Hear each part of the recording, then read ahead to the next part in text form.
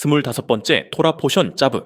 레위기 6장 1절에서 8장 36절 말씀, 예레미야 7장 21절에서 8장 3절 말씀, 9장 22절에서 23절 말씀, 히브리서 8장 1에서 6절 말씀입니다. 이번 주 토라 포션은 히브리어 미츠바와 관계가 있습니다.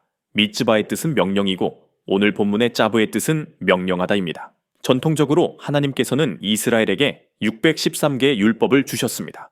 그중 248개는 긍정적인 명령으로 행하라입니다. 그리고 나머지 365개는 부정적인 명령으로 하지 말라입니다.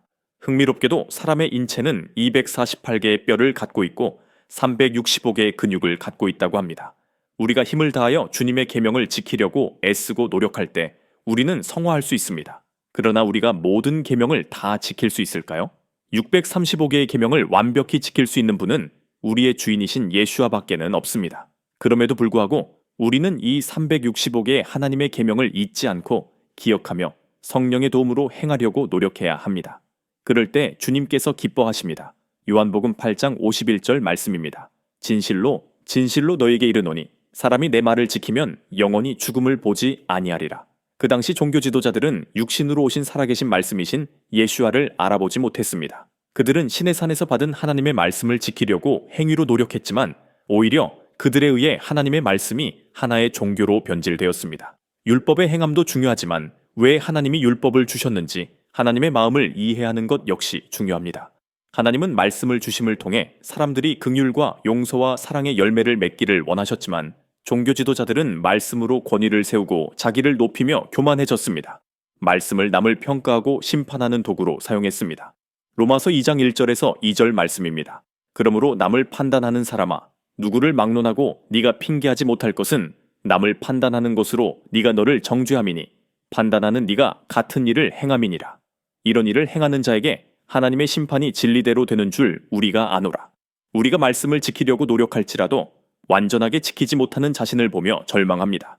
그러므로 우리에게 필요한 것은 자아의 죽음 그리고 부활입니다. 선악과를 따 먹은 후 인간은 선악의 기준을 자기 스스로 정하는 존재가 되었습니다. 우리 각자가 이 사실을 깨닫고 인정해야 합니다. 선악의 기준이 되는 것이 하나님의 말씀이 아니라 내 자신의 주관적인 판단임을 알아야 합니다. 이러한 상태에서 하나님의 율법의 완전함에 비춰진 내 자신의 삐뚤어진 모습을 보아야 합니다.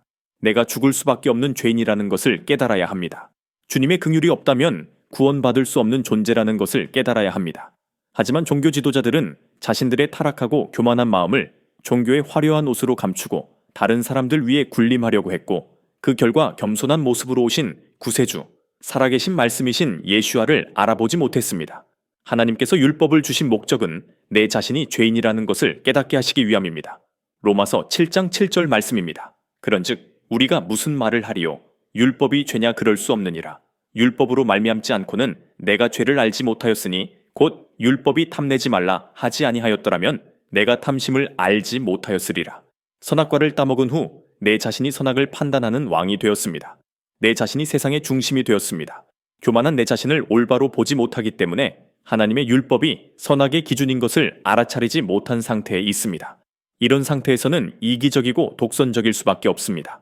우리가 여전히 이런 상태에 있을 때 완전하시고 순결하신 분이 오셔서 타락한 인간을 위해 의로운 죽음을 이루셨습니다. 내 자신이 이처럼 타락한 인간이라는 것과 참으로 의로우신 분께서 나를 대신하여 죽으신 것을 인정하고 받아들일 때 그분의 의로우심이 나를 덮습니다. 이것이 칭의입니다. 예수와의 죽음이 내 죽음을 대신하였습니다. 예수와께서 그분의 핏값으로 나를 속죄하였습니다. 그렇게 우리는 이제 예수와의 종, 그분의 증인이 되었습니다. 성화란 나를 위해 죽으신 분, 살아계신 말씀, 말씀이 육신이 되어 오신 분을 우리의 주인으로 인정하고 그분의 삶을 배워가는 것입니다. 이제 주님께서는 하늘의 성소에서 우리를 위해 중보하시는 대제사장으로 계십니다. 히브리서 8장 1절 말씀입니다.